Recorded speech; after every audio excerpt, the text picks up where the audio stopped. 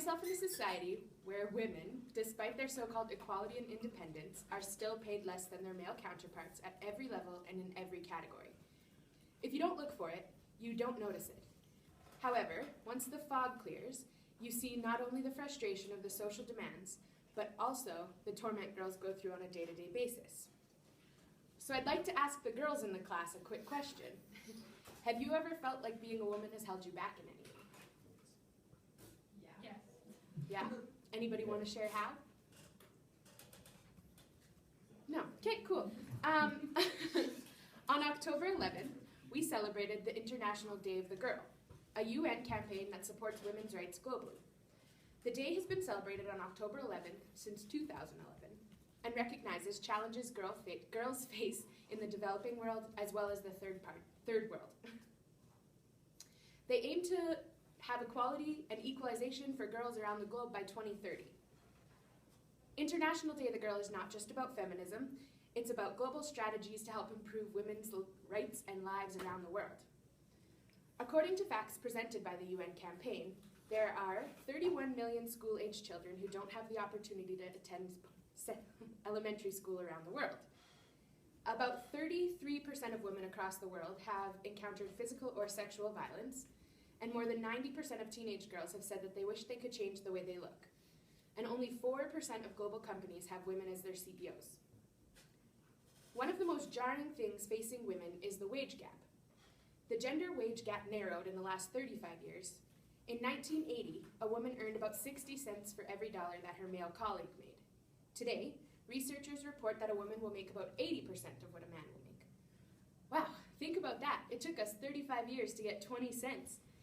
Give us another 35, we'll get to 100%. So now men, I guess I have a question for you. Knowing what I just told you about the wage gap, why do you think it still exists? Anybody? Yes? Maternity leave, Maternity leave. which sucks. Yes. Okay. Anybody else? Any ideas? Old Boy Scout. Okay, good. People like Donald Trump. Well, true, yes. Well, according to a March 2016 Forbes article, there are two elements holding down a woman's salary in our developed world. Firstly, there's the glass ceiling effect, and this is where women are just basically unable to break through the glass ceiling that is kind of holding these higher positions. And the second is the on-the-job discrimination, and this is where that kind of falls into women just being paid less, maternity leave coming into it because then they kind of have to start their trends back over when they get back to work. But basically these are kind of hard to prove. Either way, it's pretty humbling as a woman who hopes to join a competitive workforce one day. So I guess here are some further numbers just to kind of bring the point home that women still aren't where we need to be. We represent 54% of the world, and according to a 2016 survey done by the UN, for each year a girl stays in school, her future income increases between 15 and 25%.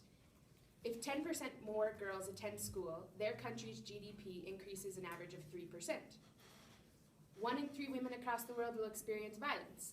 That's 33% of women, whereas only 6% of men will ever be affected by the same thing.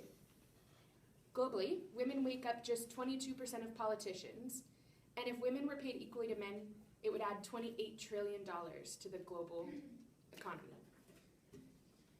So with these statistics in mind, it's clear that there's more to be done to achieve equality. But we have made progress and we are moving forward. So as we continue our journey towards equality, we have some things to remember. We won't go back. We won't be denied opportunities just because we're girls. We won't be content with lesser pay for equal work. We won't accept patronizing responses to sexual harassment. We won't base our value as women based on our appearance. We won't be content with where we are now just because it's further than where we have been. And we fought to get here, so we definitely can't go back to where we were.